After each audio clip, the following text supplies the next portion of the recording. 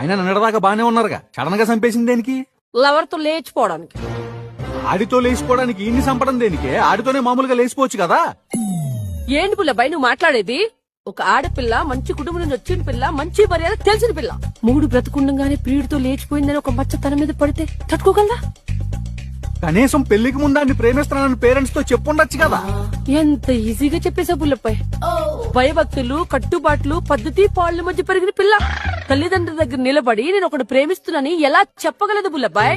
కనీసం అని లేపేసే ముందు కూర్చోబెట్టి ఒక మాట చెప్తే మనసు ఒప్పుకోకపోయినా మనిషిని బతికుంటే చాలనుకుని ఆడే దగ్గర వీళ్ళిద్దరికి పెళ్లి చేసేవాడు కదా. ఎన్ని యుగాలు గడిచినా, ఎన్ని తరాలు మారినా మా ఆడవాళ్ళ మనసు మీ మగ్గాళ్ళకి ఎప్పటికీ అర్థం కాదు. మొగుడే దగ్గరుండి వేరే వాడికి పెళ్లి చేశాడంటే రేపు వాడు సొసైటీలో తలెత్తి తిరగలరా? తాళి కట్టిన మొగుడు నలుగురిలో నవ్వుల పాలు కాకూడదనే కదా వాడిని లేపేసింది. అంటే ఏ యాంగిల్లో ఆలోచించినా చంపడం తప్ప వేరే దారి కల్పించట్లా. లేదు, we don't have a choice.